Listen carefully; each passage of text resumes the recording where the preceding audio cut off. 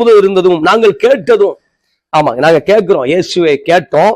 ஆமா, இயேசு மூலமா தேவனுடைய வார்த்தையை கேட்டோம். எங்கள் கண்களினாலே கண்டதும் நாங்கள் நோக்கி பார்த்ததும் எங்கள் கைகளினாலே தொட்டதும் இருக்கிற ஜீவ வார்த்தை குறித்து உங்களுக்கு அறிவிக்கிறோம். அப்ப யோவான் சபைக்கு அறிவிக்கிறார். யோவான் சபைக்கு அறிவிக்கிற என்னன்னா, நாங்கள் தொட்டு பார்த்த இந்த ஜீவ வார்த்தை, நாங்க எதை தொட்டு பார்த்தோம் அப்படின்னா இயேசுவை தொட்டு பார்த்தோம். இயேசுவை தொட்டு பார்த்தது ஒண்ணுதான், ஜீவ வார்த்தையை தொட்டு பார்க்கறது ஒண்ணுதான். ஏன்னா வார்த்தை தான் இயேசு, அவர் தான். ஆமா, இயேசுதான் வார்த்தை.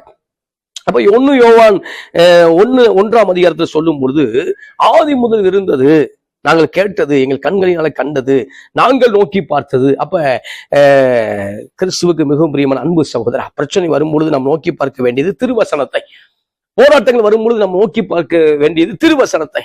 பயத்தின் ஆவி நம்மை மேற்கொள்ள வரும் பொழுது நாம் நோக்கி பார்க்க வேண்டியது திருவசனத்தை.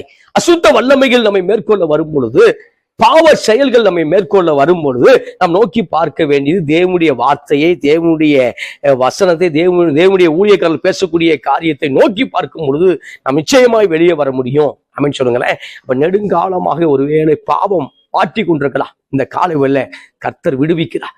நெடுங்காலமாக அசுத்த வல்லமைகள், தவறான படங்கள் உங்களை என்ன செய்து கொண்டிருக்கலாம், மோசம் பண்ணி கொண்டிருக்கலாம். இந்த நாள் அநேக வாலிபர்களை கர்த்தர் விடுவிக்கிறார். அநேக வாலிப சகோதரிகளை கர்த்தர் என்ன செய்ய விடுவிக்கிறார். ஆமென் சொல்லுங்களேன். அப்ப எதையோ நீங்க தொட்டு பார்த்து